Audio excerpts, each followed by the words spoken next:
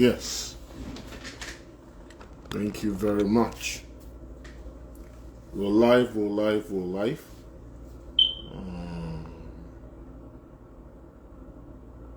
Thank you so much for joining us. We'll be bringing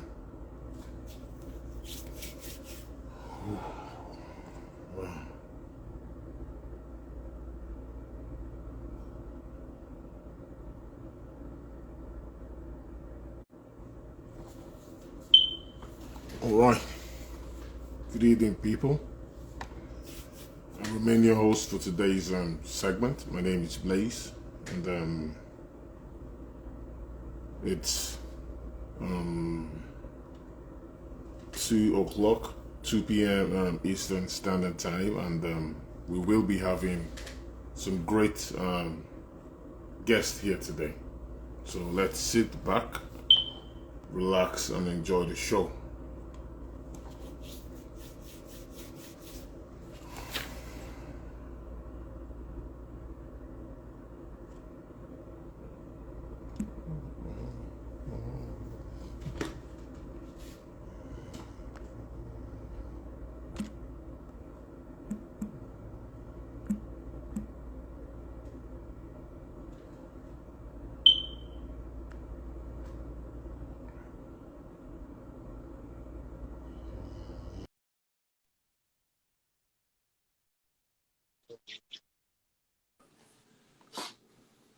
Yes, Mike, Hey, how how's you it going, doing? man? How are you? Good, and you? Good, thanks. So, who do we have beside you, Mike? We have Slavic Rogozin beside me. How are you? Slavic, how you doing? Good, buddy. How are you? Good. So we're expecting John and Shuen. Shuen, right? Yeah. Yes, sir. Okay. I think Shuen and John just there there they are. John says he's here. Oh, he's her. Okay, Shuen's here. Hello, Junior Daddies. Is John here? Yep. Oh, he's coming up. Oh, there's Lizzie. Yep. All right, John, if you hear Shuen, how you doing? I'm doing really well, and yourself? I'm great. Shuen, if you're here, can you send me an invite so I can bring you on? Can you hear me? Yes, loud and clear. Okay, awesome. So that's we're still waiting for John. We're waiting for John. Or I mean, I think he said he's in the chat. So, I think I see him now. Okay. Yeah, John. I think I see John. Okay. All right. Yeah. He's like, yes. There we go. Yes. All right. Welcome, guys. How you guys doing? Great. Thanks for having us. Very good. Okay. It's great to have you guys here. I think Mike's internet is kind of lagging. Yep. Do you hear me loud and clear? Yes. Loud and clear. Loud and clear. Yes.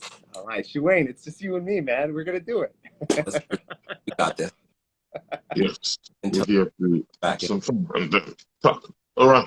I guess he is having an internet problem. We'll bring him back. Yeah. Okay. Welcome back, Mike. Sorry about that. Here we are. Right. All right. Great. Nice to have you guys here. So, without wasting so much time, we'll just jump right at it, and I'll start with Shuen. Can you please introduce yourself? Let the people watching let them get to know you. Hi, my name is Shuen Mitchell. I play Carter in the film Aces. Okay, and let's move to Mike. Let's get to know you. Hey, I'm Mike Dara, and I play Ricky in our film Aces. Okay, and let's go to Slavic. Let's get to know you. Hi there, my name is Slavic Rogozin, and I play Philip in our lovely little short film called Aces. All right, and John, get to know you. Hi, my name is John Bregar. I'm the director of ACES. I did some of the editing and the lighting and all that stuff too. So, do we want to know more about? Should I say like what I'm emotionally all about? Can we get into that? I think that's okay. That's okay. That's So okay. basically, I'll start with you, John. Anyway, I like long walks on the beach. The color blue. No, okay. that's awesome. That's awesome. So yeah, I want to start with you, John. You're a writer, right? So Yeah, I do a bit of writing. Yeah. okay. So okay, let's start with this question. At what point did you realize that filmmaking was something that was, something that's come to stay, something that's become a part of you? At what point did you realize that? Well, I've been an actor since I was 19, and I became a photographer around 20. And so I was always part of the film industry for a long time. It wasn't until I met these guys really that they kind of sparked that other side to create a film. And so, I've been working in various aspects as a cinematographer in the industry. But this was kind of like one of my first really fun little shorts that kind of was, my baby in a way. And it kind of solidified all of my talents everything came together. My lighting stuff, my photography skill and all that kind of stuff all came together. And it just made sense this time around. So, yeah. Oh, that's awesome. That's awesome. So, Shuain, at what point did you realize that acting was for you? It was in high school when I was trying to find who I was. And when I was in drama class, it was a way to express myself, and I just fell in love with it. And after I finished high school, I'm like, I have to continue this. So I reached out and I started training, and I'm here right now. Oh, that's awesome. That's awesome. So, Slavic. So, apart from the fact that you are an actor, you're also a producer, right? I am, yes. I'm also into theater, yeah. Okay. So, what would you consider the challenges you faced? Starting with, and then how were you able to overcome them? So me and theater go way back. I started acting on the stage since I was 6 years old. So for me, it was all like everything had to be very big, all about big expressions. You had to convey certain emotions through being like physical with your body. I've only been in film and television for the last 6 years. So for me, a really big challenge is having to bring those emotions down because I'm used to being very expressive and very large. But on the camera, you don't have to have those kind of emotions and those movements because you can capture all of that with the camera with a very, very vulnerable, very precise, very small moments. So I think that how to overcome that is just I had to really just sit quietly with myself and look inside and kind of find those small moments that could help develop a character as opposed to, showing the character how big and how grand they are. You have to just feel it and that'll capture it on the camera. So it's still something I'm learning, but it's an interesting process. Oh, that's awesome. So, Mike, you played the role Ricky. Yeah. Right. So, tell us, who's Ricky? Ricky is our village idiot in this film who thinks he knows everything he's doing. He thinks he's got everything under wraps. Everything's smooth, and then we find out throughout the movie, well, everyone will find out when they see it, that he's not as bright as he seems. And he's not as cool as he seems. Oh, that's awesome. So, Slavic, you said you played the role Philip? That is correct, yeah. Well, who's Philip? Who's Philip? Tell us. Let's get to know Philip. Philip is a man who is in a desperate control for power. He, I think, lacks, I don't know, maybe somebody didn't hug him enough growing up. And I think he just wants to now exert power over others, and he wants to always be in charge. He always feels like he has something to prove. And so his teaming up with Carter and Ricky, I guess, is a chance to prove himself to be as someone who is just looking for that extra step to solidify himself as like a guy who's is in charge. Yeah. Oh, all right. That's awesome. That's awesome. That's awesome. And Shuain, you played the role Carter, right? Yes. So let's get to meet Carter. Who's Carter? Carter is like the rebel of the group in the sense of he's like he's more serious, he's more hard-headed. He has a soft spot for Ricky, but he doesn't put up with Ricky's behavior. Um, he doesn't put up with Ricky's behavior. He's like very stern and very serious, and yeah, he gets it done. He gets it done. All right, that's awesome. So I'm gonna throw this question to you, John. You wrote this piece, right? Are we able to bring all three characters together? And Well, before then, I want to know while you're telling us about the characters, how you able to match piece the three of them together. I also want you to tell us about the story itself, Aces, and what inspired you to write the story. well, I had I worked with somebody on the project as well. But when these guys came to me, they wanted this very specific tone, and it was sort of like a comedy kind of thing, right? And uh, with these guys' skill set, I thought that was going to be an easy process, and it was, because when we finished the script, we realized that we came up with three very distinct characters that you could feel like they know each other really well, but they have very distinct personalities. And that's why it was such a blessing working with these guys, because these guys were also best friends in real life, and it just made sense when it came to the chemistry between everybody.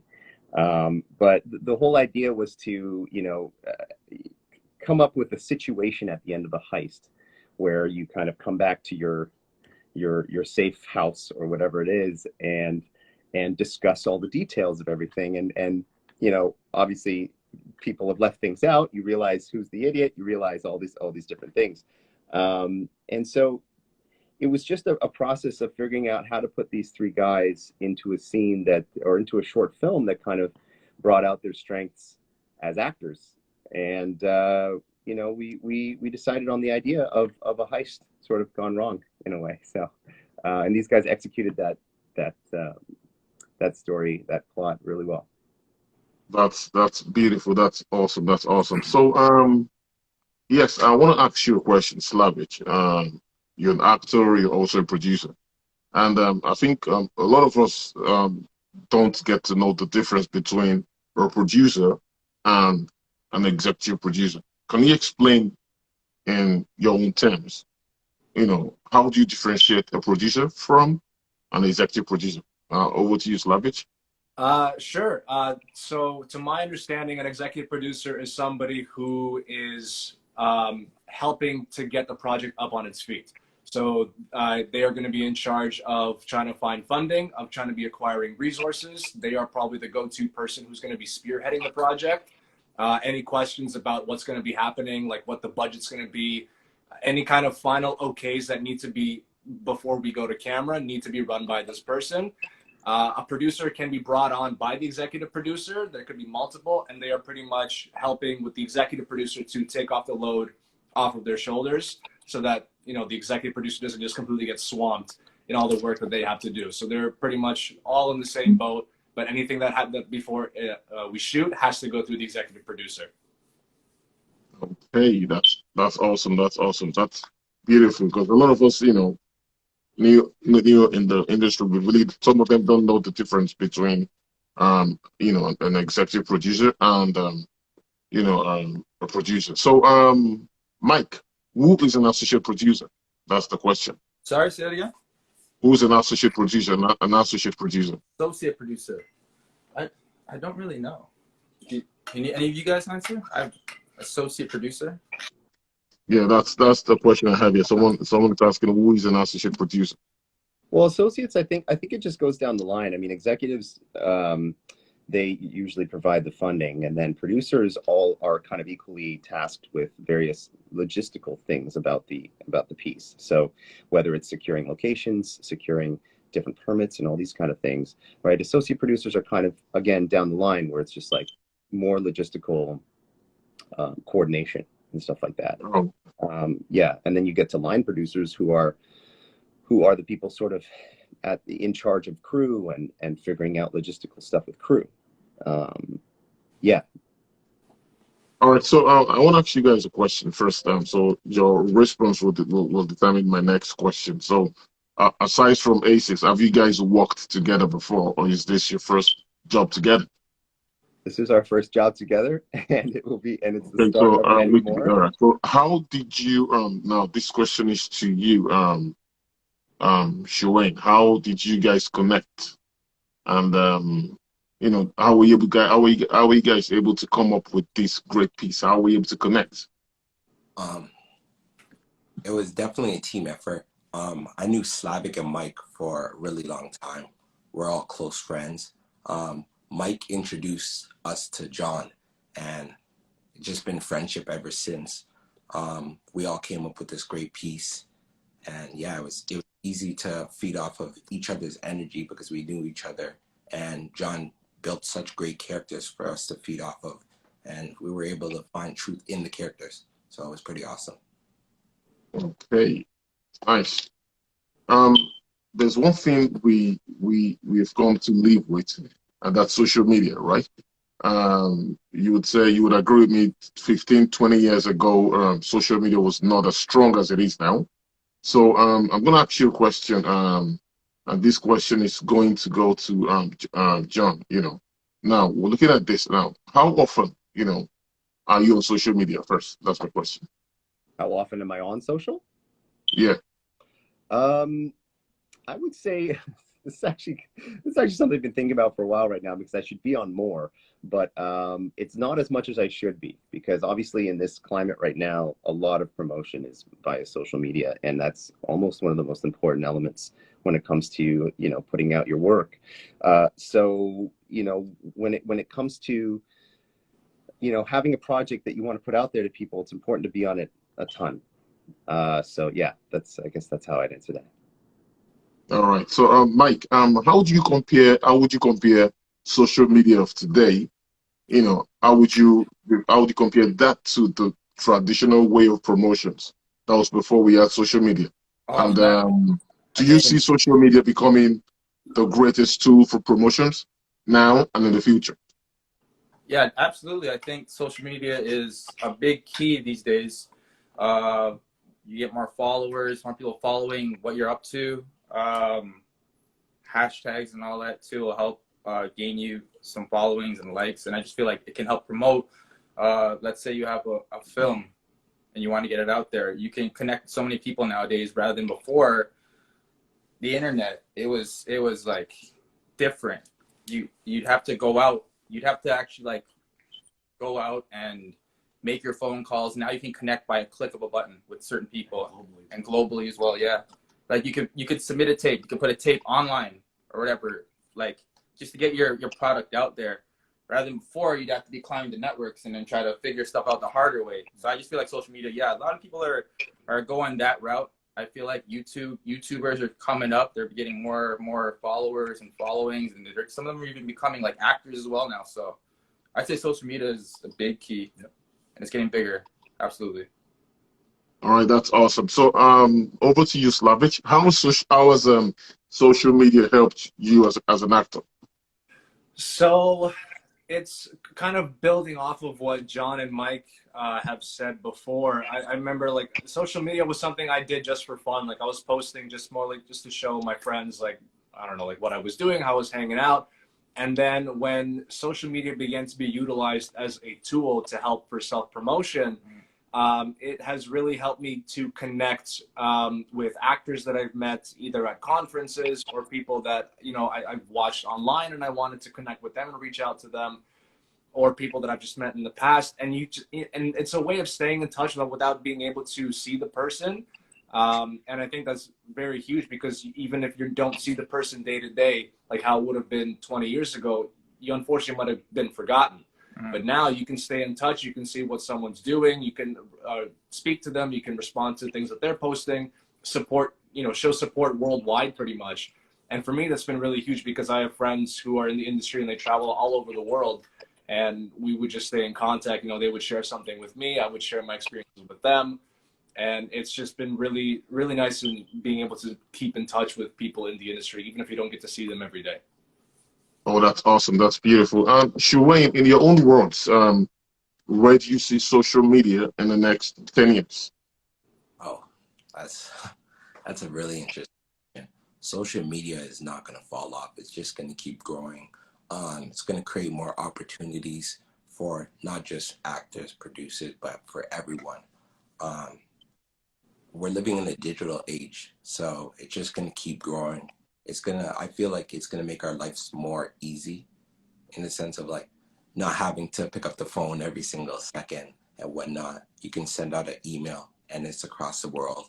You can send out a self-tape, like Mike said, it's across the world. So it just it makes our life easier in the long run.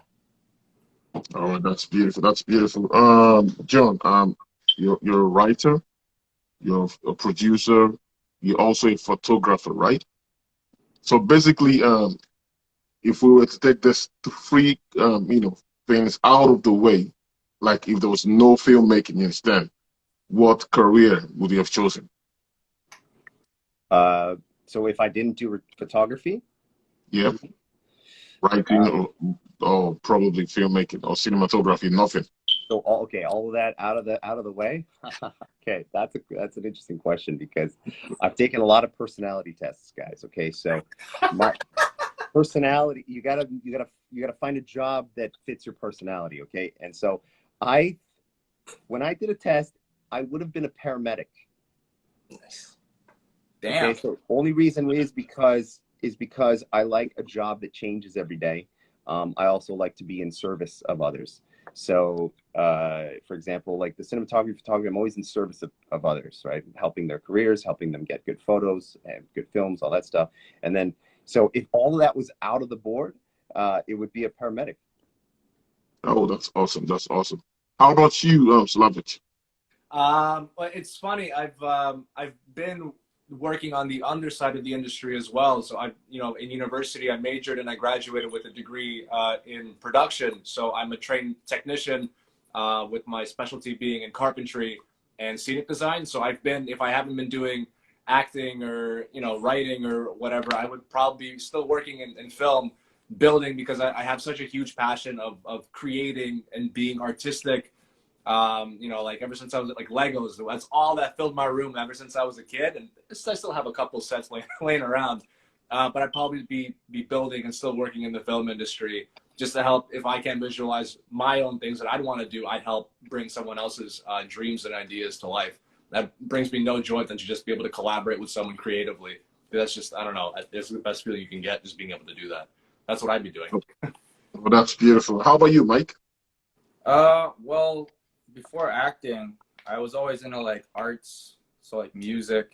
Before this, I was a barber, cutting hair. I just took a chance and hung up the clippers as of the second lockdown we had. And, I just went all in on this acting thing. So, yeah, if I wasn't acting, I'd probably be cutting hair or doing music somewhere.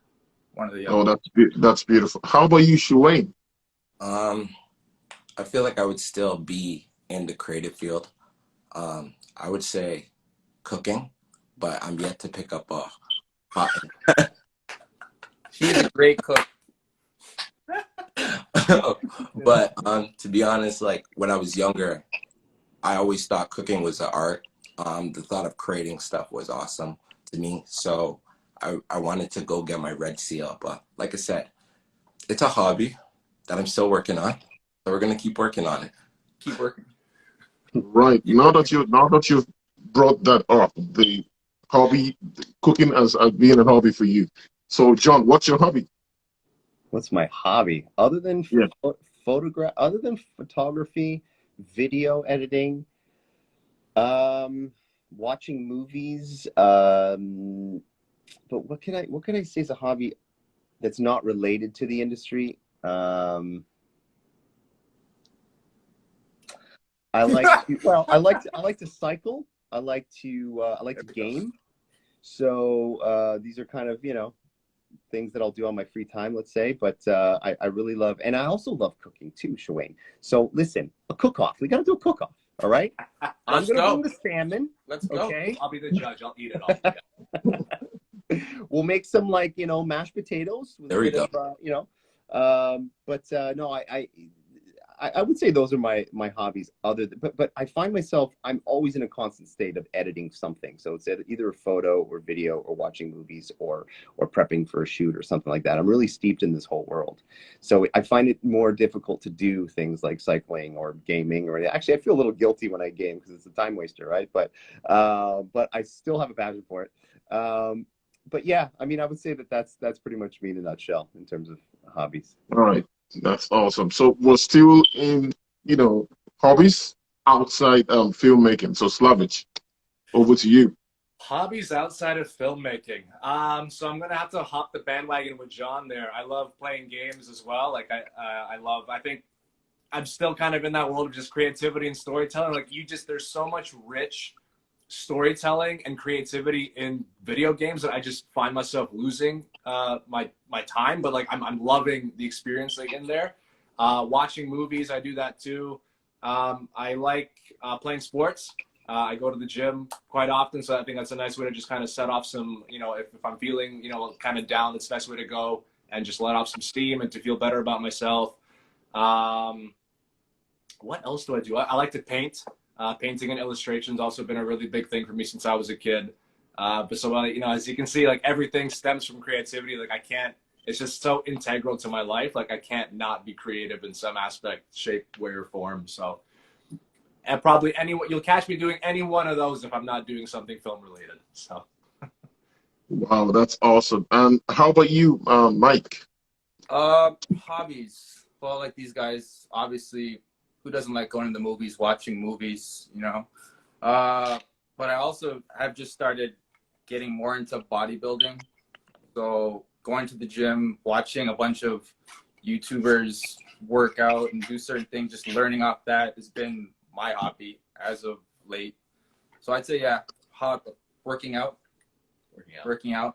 That's my hobby. And eating food, going places that I've never been. That's another one of mine. Going restaurants I've never been before. Good one. Just marking new spots, new territories to go to eat. Yeah. Dude, I love eating too. Eating food, major hobby. Yes. So great. Just eating, bro. Yeah. Just eating in general. Living. Yeah, that's awesome. That's beautiful. John, now I'm sure we have a lot of us here watching that probably, one or two people interested. Maybe they have the intention, they want to go into filmmaking, but they don't know what to do. What advice do you have for new and upcoming filmmakers? Well, to be honest, it's fueled by a passion for something. So whether you have a passion for writing, a passion for cinematography, a passion for directing, a passion for set design, a passion for, the advice would be to reach out to people if you can in the industry and see if you can shadow them just to get experience. There's tons of production in Toronto. So, put out some cold calls and send some emails and see where you can find yourself. You can also, there's a lot of calls on Facebook Marketplace for people are always looking for people to help out on different short films, student films, that kind of stuff. I found that to be a really great resource for finding people. For a project I did last week, I put out an ad for a sound technician, for example, and I was able to hire a sound guy, and they worked out so well that now they're part of the family, right? So making yourself available on Facebook or kind of going to these websites that have job postings is crucial, because eventually you'll meet the right people, you'll meet the right crews, productions that are sort of on the way up, and you can become part of these families, and just because that's what it is, right? A crew is a family, and like that was my goal when I was looking for somebody, is to find somebody who can be part of the family, and then that just then goes on to bigger and bigger projects. So that would be my biggest advice for anybody getting involved. Oh, that's beautiful. Shuain, I want to paint you a scenario. Now, you find yourself in the midst of teenage boys and girls who all want to go into acting. They love acting, but they have this perception that the reason why they want to act is because they want to make money. They want to be rich. Now, what advice would you give this young ones? I'm gonna just let them know that money's not everything. Life's about finding your passion, and sticking to it.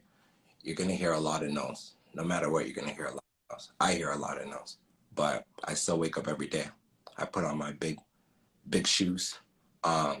Just stay persistent. Keep boxing. I treat it like a ring, but I'm not a boxer. But I treat it like a ring. I just take my hits. I stick and move, and I make it to the last round. So Rope it up. Rope it up. there you go. There we go. Be persistent. Never give up.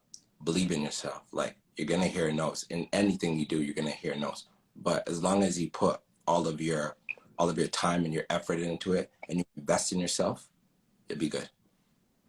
Right, that's beautiful, and I believe this is going to help a lot of our listeners here. Slavic, I want to ask you a question now. You're an actor, right? And how long have you been acting? Since I was 6. So, God, what's the math there? About 20 years now.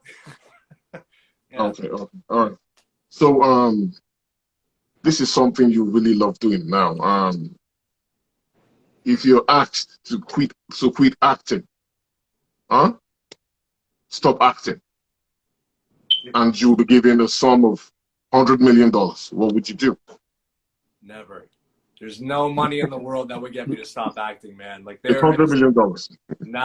not even close. You can't. I think there's just something, as Shawayne, as John have said, there's like a spark that just burns inside you that no matter how much money, bribery, there's nothing, no darkness in the world that can ever put that light out. I think it's just, I wake up in the morning, that's the first thing I think about. I go to bed, that's the last thing I think about before I pass out. Like, it's just something that is a part of you. And even for 100 mil, $1 billion, it's really all the money in the world, I don't think I'd ever stop. I just can't. You can't turn it off. That's awesome. I'm going to twist the question a little bit for you, Mike. Okay. Are you married? No, I'm not married. All right. Now you get to meet the love of your life.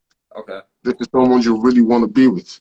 You've Right. made up your mind that you want to get to marry this person, but she doesn't want you acting. What would you do? She gotta go. She gotta go. If she ain't down, she gotta go. No compromise, right? Nope. If you do not love what I do and do not want me doing what I want to do, then what's the point of being with that person? Do you know what I mean? You want to share that with You rather share the moments with the person that you love. So if you can't share that with her, if she doesn't want you doing this, then what's the point? So she got to go, right? She gotta go. She gotta go. Damn. It's interesting. It's interesting. This industry grips you in such a way. Like, when people get into it, it's like they already have a passion for what it is. And so it takes you and it continues. It becomes a part of your life. Like, just like Mike was saying and Slavic was saying, you can't do something else. Like, I can't go become an accountant and, after experiencing what it's like to be a photographer, filmmaker, cinematographer, developing your eye for things and developing your craft for acting. Like, it's just one of those things that continues through. It's a through line through your soul, I would say, and it's impenetrable. So, yeah. That's really beautiful. So, John, as a producer now, I want you to give me 2 names, one male and one female actor that you would love to feature in your next movie. Not in your next movie, that you would love to feature if given the opportunity to. Let's use that one. Wow, there's so many actors out there. I don't know if I could come up with 2 names. You only have one choice, one male, one female. One male, one female. That's it. Yeah, that's it. Well, they'd have to be right for the part. No. Do they though? Okay, if I can't come up with one name, what I would, because I can't come up with one name on the spot. But honestly, I would say that I would obviously want to feature Canadian talent in something I do. I mean, I'm a super fan of Laura Vandervoort. She's also a close friend of mine, and she's a great Canadian actor who does a lot of work. I'm a fan of her work, so I'd love to work with her.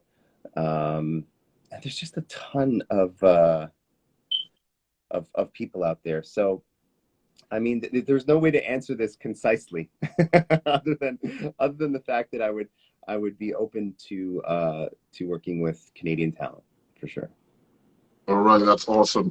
Mike, how would you educate someone? You know, a lot of foreigners, you know, are aware of Hollywood, you know, and they can't tell the difference between a Canadian movie and a film that's shot in America instead. Some people, a lot of people don't know the difference. Once they see a movie, they feel it's all Hollywood, Yeah, you yeah, know, yeah. even though it was shot in Canada. So now, how would you be able to tell someone, you know, the difference? Like, come on, there are movies that are shot in Canada, and there are Yeah. movies that are shot in Hollywood. They're not the same. So how would you do that? How would I tell someone the difference between Yeah, a Canadian film and Canadian films and American American? films. Look at the cast and crew credits, film location. I would say that production quality between both are very equal now. You know, before we used to have that impression that, oh, if something was shot in Canada, they would have a certain look or feel. But now with the advent of streaming and the advent of just availability of you know, good cameras that are affordable, all of these things now don't have to be, you know, procured by the big, you know, Warner Brothers, Universal, all that kind of stuff. Right now, you can have access to all this stuff, and you can make your projects look really good, right? So I would say that it's changed a lot. Like 20 years ago, it now, you know, you can shoot something in Toronto, and it'll look like Chicago, New York, you know. And have that same production quality. So I think what's happening now is really great. People have a lot of access to the right tools to make the production quality top notch. Yeah, because I've seen a couple of you know, I'd say I've seen a couple of movies. I've seen a couple of locations here in Canada where the storylines are actually American. You know, they've shot a lot of American stories. Yeah, yeah, Canada, you understand that. For a layman watching that movie would believe obviously this movie must have been shot in America.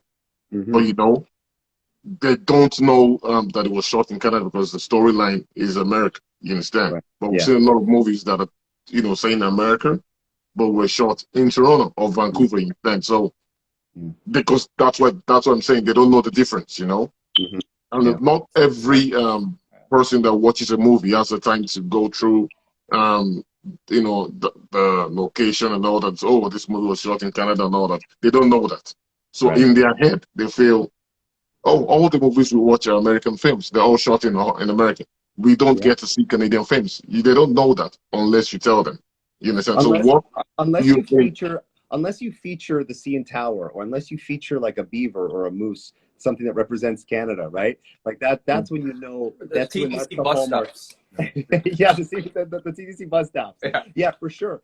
You know, even Drake's music video in the subway, right? Yeah. I mean, Yeah. you know, it you know, but it's also now it's not as it used to be weird featuring stuff like, oh, the CN Tower or stuff like that, but it's not weird anymore. You know, like, we're proud of being Canadian. We're proud of having Canadian productions. Our quality is there, and we can compete with the world in terms of production quality. So you know, I love the fact that we're seeing more and more kind of Canadian things in these storylines and movies.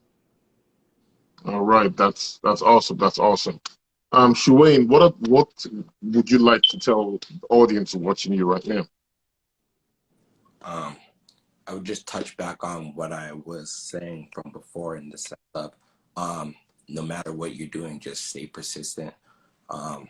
Focus on yourself. And yeah, consistency is key. Like, these are my close friends, each and every single one of them. And we had a dream, and our dream's coming to light. we put this film together. Super grateful for the opportunity. Yeah, we only did this because we were consistent, we were persistent. So just be. Oh, that's beautiful. Want to bring you guys back to what we talked, why we came here, which is ACEs anyway. Because I believe we've had people coming, joining, and some are just joining us. So the short film ACEs was shot in Toronto, right, in Canada, right? Now I want you to take us on the journey. That's for you, John, on the story itself. Well, you know, it starts with the concept of three people pulling off the heist of their life, and they come together in this hotel room, their safe house, in order to, you know, kind of deliberate and figure out, okay, did you do this? Did you do that? Did you do that? And we find out throughout this process that not everybody is quite as intelligent as they thought. I mean, from beginning to end, we established these very distinct characteristics between the characters, right? And what's really nice is how it all unfolds when they're together in the scene. And then the comedy happens because they're all such distinct characters, and it just sort of unfolds that way, right? So, you know, from even from the beginning of the process, from the writing to finding the location, which was the Fairmont Royal York Hotel in Toronto, very famous historical hotel. You know, we wanted a location that had some character to it. We didn't just want like a motel room, anything just normal. Okay, so we wanted something a little more character in it, and so that's why we went with Fairmont Royal York, and it just created the best setting for these guys. Now, in terms of like the tone of the piece and the music that we added, it all kind of came together to, you know, create this quirky little comedy, and I feel like everybody executed their responsibilities very well. You know, like all of the actors, these guys, they executed their roles incredibly well, and there's nothing more I could have asked for, because we all kind of came together and made something that was enjoyable for people to watch, right? And that's really what all you could ask for at the end of the day. Oh, that's beautiful. Slavic, Yeah. and Philip are two different personalities, right? Yeah. No, not at all. Oh, The same guy. all right.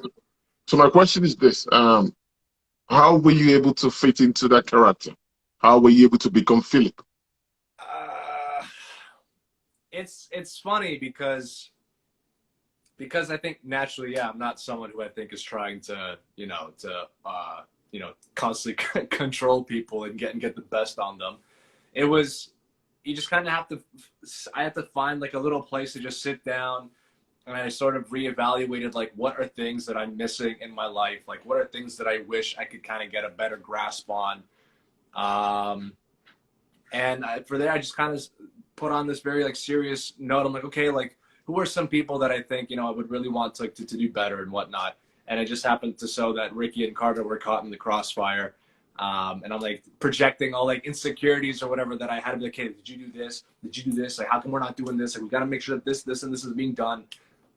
It's kind of like an inner dialogue I had to have with myself. Be like, okay, like, let's see what would happen if you decided not to bottle up all of your angst and all of your emotion and just let it out and just be angry all the time.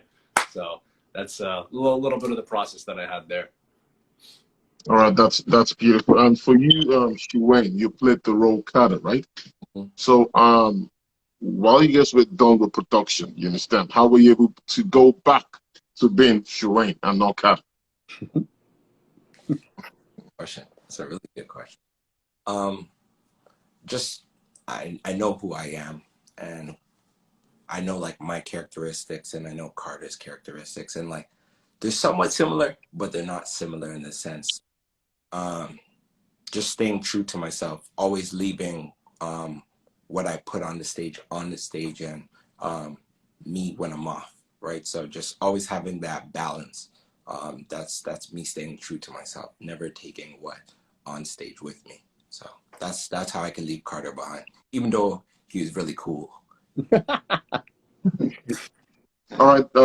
To you, Mike, we've seen cases whereby, you know, big actors, even this, I'm referring to like very great actors, you know, play a certain role, and it rubs off on them and they end up being depressed after the movie, you know. Right. Now, then the new guys begin to fear, oh, if I go into acting, I hope I don't find myself in this situation. And then how would you, you know, talk to that kind of person, you know?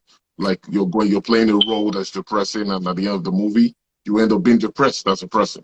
Yeah, it's it's hard for a lot of actors, I find too. Like some of them have to have like therapy because they get too attached to the roles that they prep themselves into.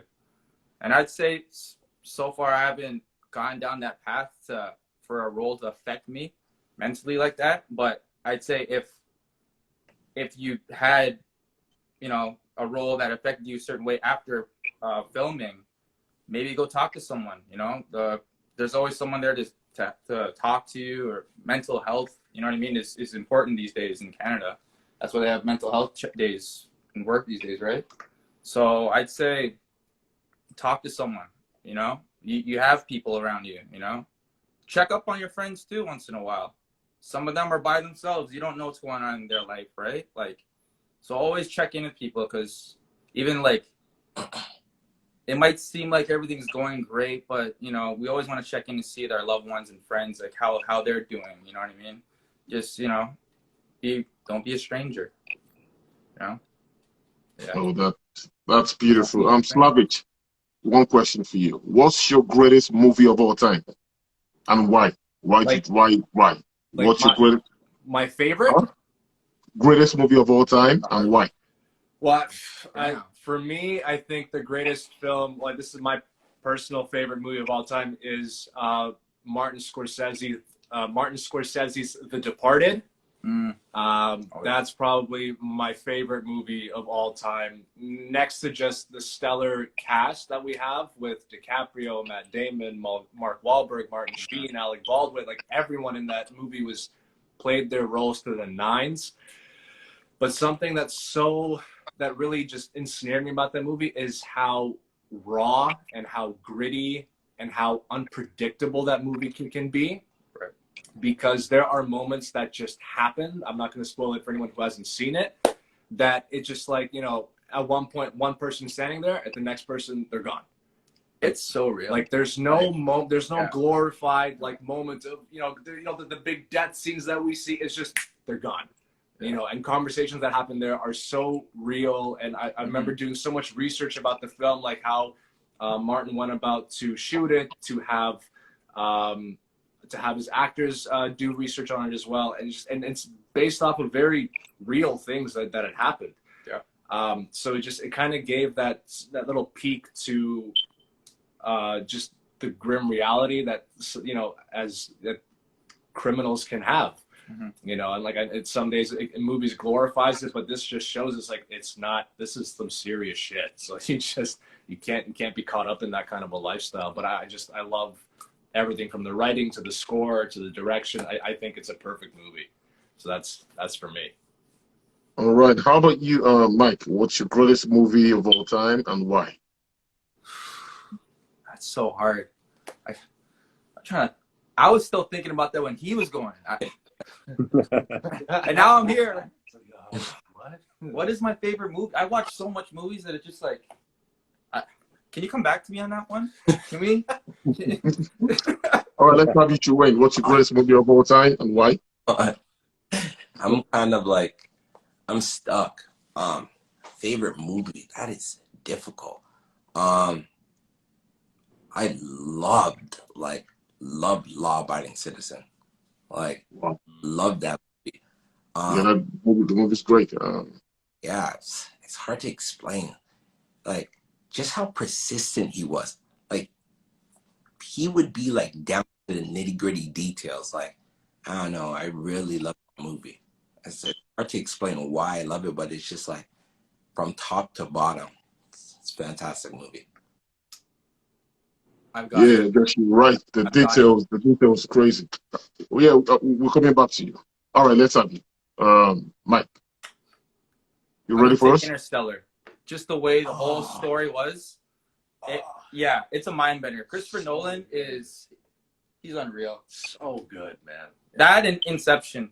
Like, you only get one, man. well, it's a coin toss, man. Dude, like, I just like watching stuff that makes you really think about it at the end of the movie, like what really did happen, you know. And everyone has their own opinion on what happened, like, you know what I mean. So I just love that kind of film. So I'd say, yeah, Interstellar. It's a great choice. That's nuts. That's a good one. Yeah. All right, how about you, John? Well, I'm a Tarantino fan, so I would say Pulp Fiction and Inglourious Bastards. These are all movies that just, I don't know, they have such specific style. In terms of the cinematography, which is where I really relate to they have such great shots, great lighting, great characters. And when you watch a Tarantino film, you're on a ride with him, and he takes you for that ride. So I would unequivocally say any Tarantino film, but more specifically Pulp Fiction and Inglourious Bastards. Well, that's Yeah. beautiful. Once again, my name is Blaze, and I have with me here four great guys. And I have with me Mike. I have with me Slavich, Shuane, and John. And they have a great piece called The Aces. And the Aces has actually, I think we've had some couple of awards, right? Already. And Yeah. could you tell us about these awards and how you feel about it? Because I believe that there's more to come anyway. So tell us about how you feel about your awards so far. Who wants to go first? John, you want to take lead here, Mike? Go for it, Mike. Who No, wants to go? Who wants to go? Well, listen, we feel ecstatic. I mean, look, anytime you can be recognized for something that you feel passionate about that you created, I mean, it's one of those things where it just feeds your soul. And all we look for is, as artists, is to put your work out there and have it be effective and provoke. And when you get recognition for a project that you felt really good about, I mean, it just puts you on cloud nine. So. Yeah, like we were nominated. We won awards in Vancouver already, and here we are nominated at the Toronto International Hollywood Film Festival, and we couldn't be happier, to be honest. I mean, we're just ecstatic about all of our work put into this, and then seeing the fruits of its labor. Wow, that's awesome. That's awesome. I think I asked a question initially. I want to throw the question back to you, Shuwayne. And the question is this: if you were to pick a male actor that you would love to be with on a movie on set, and a female actor that you would also love to be with on set, who would you pick? That question's impossible. Since you asked the question, I've been trying to come up with an answer. I don't know. Like, there's so many great actors and actresses. And I don't even know how to touch the question. Like, yeah, I really don't. Do any of you know how to answer this question? Because I don't. He's hitting us with some bombs right now. Yeah, some curveballs. Yeah, There's so many. It's like, who do you even pick? I don't know. I think someone that I've always probably wanted to work with is Denzel Washington. I think that's someone. I think from the moment I just saw his presence on screen, I was just blown away at the talent that man carries and possesses. So I think that would probably be someone that I would really be just honored to work with. In terms of a female actress, I have always loved Meryl Streep. as well. I think just her ability to transform into literally any person that she is given a script to embody. I think that's just, you can learn so much from there. And I think even just by being in the same room with her just must be completely breathtaking and exhilarating. But that would be my dream, would be to work with either one of those people. Oh, that's amazing. That's amazing. That's amazing. Now let's talk about I'd say role models anyway. Now, who would you consider your role model in this industry? And this is going to you, Mike. Role model.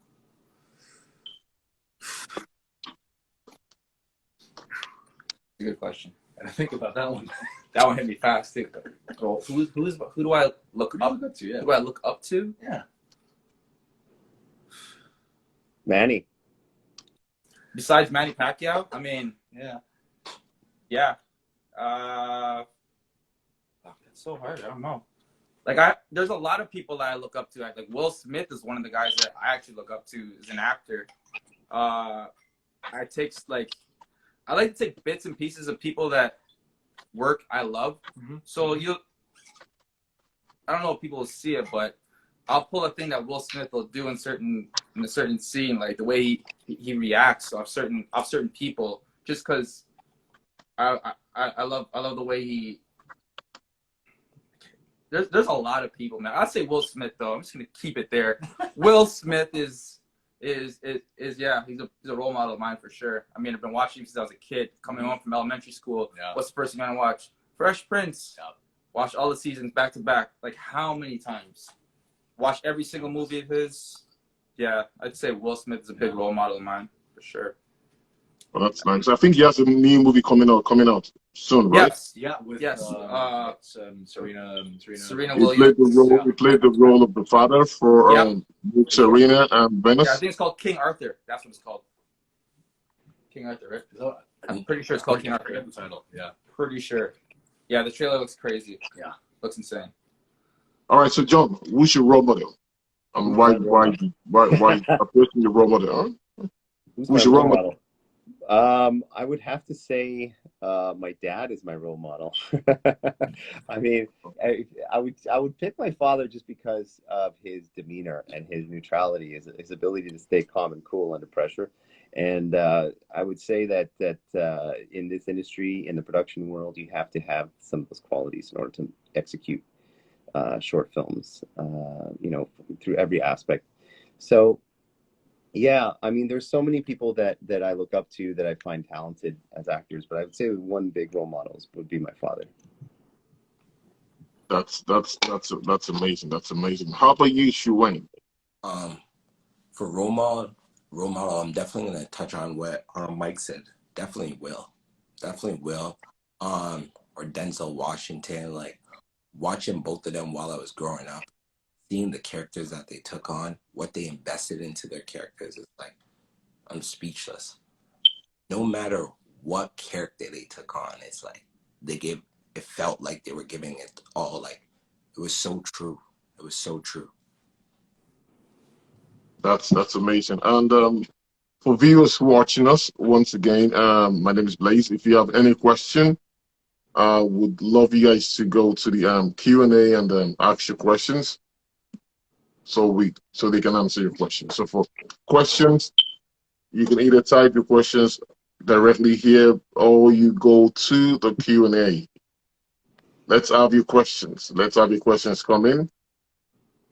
We'll just talk in the meantime.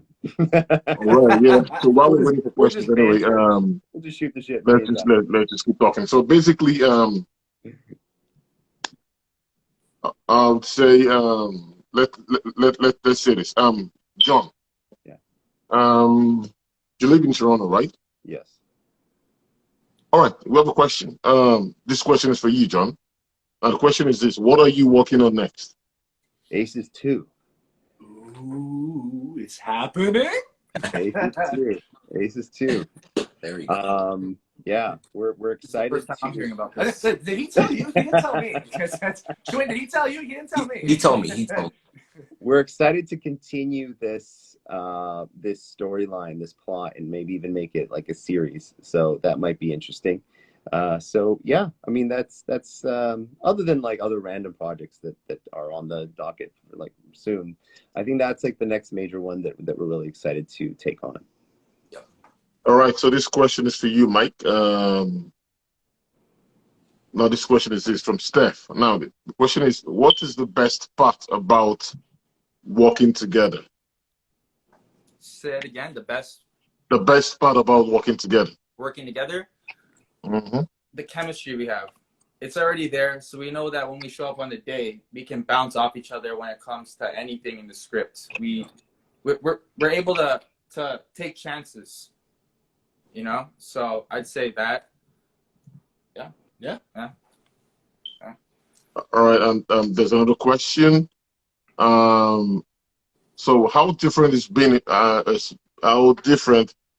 child actor and an adult actor? Shuwayne. To be honest, I'm gonna redirect that question to Slavic. I feel like Slavic could answer that better because he's been. All right, Slavic, let's have you.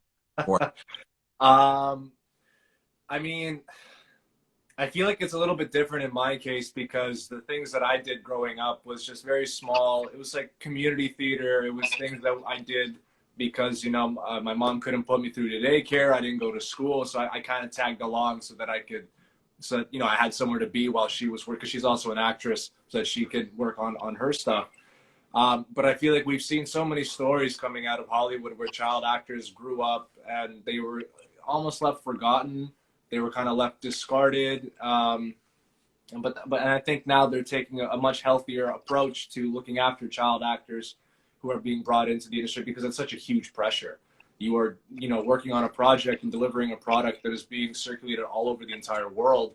And naturally, there's always going to be someone who's going to say something, you know, that might not be very constructive, that might, you know, that might deteriorate, you know, a child's mind. You know, they might start feeling very self-conscious. They might have, you know, certain, you know, self-esteem issues that can later project into their future.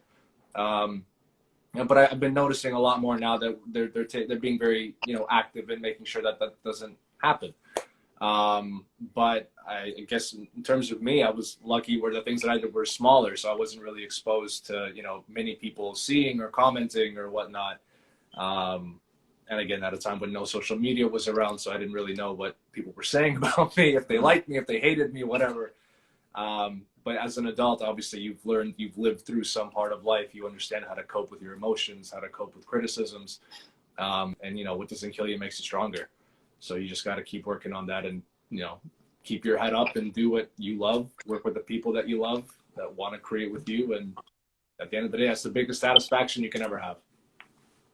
All right, that's awesome. This question is from Max Level, and this question is directed to you, Shuwayne.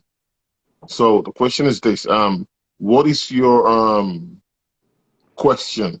Why do you work so hard? What are you trying to achieve? Oof, that's a great question. What is my why? My why has to be like, it's because when you wake up, everyone puts on a face. A lot of people put on a face. There's a saying that's the most beautiful people, everyone's beautiful, but the most beautiful people put on the fakest smiles, in the sense of like the most beautiful people, or the people you think are the happiest, are actually the most depressed. So my why is more to, when people are in the movie theaters or when people are watching a television show that I'm in, I want to make them feel something. I want to make sure that every single time I'm on the screen and I'm there, they don't feel alone. Because, like I said, this world could be really lonely. So I want to be there for them through my work. So that's my why. And that's exactly what I want to achieve. That's why I do this. That's awesome. So now this is a question: funniest thing that happened when filming. I'll direct this question to Mike. Oh, wow. What can I say? I mean, from the improv, there's a lot. From watching this guy go off and go crazy behind the scenes, from someone else's point of view, filming us film, it was pretty hilarious. Watching our man Carter over here just deliver, and then my man Philip over here pick it up and just improv with it. That was. There's been some moments. Like I really liked when Mike, your character gets stuck in the curtains at the end of the piece. Yes. Oh, because that wasn't scripted. He gets No. stuck, and after when Mike sort of did that move, everybody just cracked up on set because that was an improv moment as well. Yeah. But that was super fun. There's so many good moments. So many good moments. I just remember I was really trying to open the window of a hotel, and I'm like, who locks these windows? Who really does this? Like, how does this never open? Yeah. That wasn't scripted. We all had a good laugh off that. Yeah. But That's awesome. Someone here wants to know. I think this has to do with your equipment in a way. What camera are you guys comfortable with? Let put it that way. Shout out to Now this Aisha. will go to you, John, being the Shout out to cinematographer. Aisha. How are you? Yeah, we filmed on the Blackmagic Ursa Mini, and that was just sort of within the budget of the film. But I don't stick to one camera either way. Like I shoot on the Red Komodo as well, and yeah, I mean, but this specific piece was on the Blackmagic Ursa Mini. All right. This is what I think I know a lot of us here would have asked this question if given the opportunity, and this question is going to you, Shu Wayne. And all right, now have you seen the show Power, right? Yeah. All right, and you know the guy that played what's his name? Is it Drake? No, what's his name? Is it Drake? Yeah, I know, Jay. Yeah. So have you ever been walked by, like has anyone walked to you and told you, oh, you look like him? I think Dre looks like me, if anything, but yeah. Oh, you guys look alike anyway. Let's use the word look alike. Yeah, I heard that before. That's hilarious. Yeah. So all right, this is to you, Shu Wayne, again. A lesson or skill you've learned while filming Aces. One more time. Lesson or skills that you were able to pick up or learn while you guys were filming Aces. Oh, definitely. A skill I learned was trusting the process, trusting your team, and listening. Like, we always think like we know best, this, that, but just listening to what John had to say, that was like a big, to actually see the final product. It was phenomenal. So listening. All right, that's awesome. So I think we're having a great time here, and our audience are also enjoying the show. So now I would say Mike. Now this is a question. Oh, people want to know, when will the film be available to the public? right now we have it going through, submitted to a few other festivals. So once we finish premiering them, probably next year, we will put out viral video of it on some type of network. Yeah. But right. Yeah. So I'm sure we can wait, Yeah. to get to see the piece. Because first thing I tried doing was I went online. I was trying to look for the trailer. I couldn't find it. I was like, well, where's the trailer? Where's the trailer? I think a lot of us would love to see the trailer as well. So at least when she would expect to see that? John?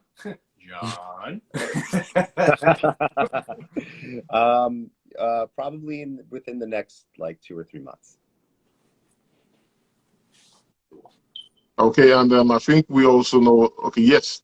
So for our viewers here, it's also going to be screened at the festival, the film festival. That's the Toronto International Nollywood and Film Festival. So we've just gotten confirmation as well that the trailer will be screened at the Toronto International Nollywood Film Festival. So if you don't want to miss it, make sure you're there. Yeah. All right. So one last word for the viewers. Slappage. Yeah. One last word? Yeah, for the viewers, yeah. Well, I'm assuming that everyone that came on to watch is someone who has a passion in film, someone who has a passion in being creative. My last word to them would be to just follow your heart. I think as Shawayne and as John and Mike have said before, we are going to be faced with a lot of no's, with a lot of criticisms about, you know, our art and the things that we pour our heart and soul into. Don't let that discourage you. I think like if we did not think that this is what our coming together of making movies just for fun would bring us. We just made a film because we just wanted to make a film. And the fact that we were able to share that and people love it and people want more of that is incredibly encouraging, just as John has said. So I'm just going to say, just follow your heart, follow your dreams. If you're going to commit to something, do it 100%, and everything will always work out. Yeah, that's awesome. I hope I'm right. The lady still wants to know the camera you used for your movie, Black Magic. You said, right? Yeah, it was the Blackmagic Ursa Mini Pro. Yeah. Nice. So the answer is Black Magic. So I want to say thank you guys for honoring this invitation, and we can't wait to see and watch, you know, the trailer. Not even the trailer. We can't wait to watch the actual, you know, movie itself. And like you said, we should also, you know, sit tight and be assured that there's going to be a next one, you know. And you guys are also looking at making it a series, you know. So I guess we just have to get our popcorns ready and start watching, you know. Thank you guys for giving us the opportunity to talk to you. And I'm sure your viewers here are also happy to and excited, and they can't wait to watch Aces. So once again, I want to appreciate you guys. My name is Blaze, and this is a show from the Toronto International Nollywood Film Festival. We want to say congratulations to our viewers, and we want to say thank you guys for honoring our invitation. So I would say have a wonderful day. And Thank you very much. great day. Thank you very much. Thank you very Thanks, much. guys. Thank you. Yeah. Bye. Take care.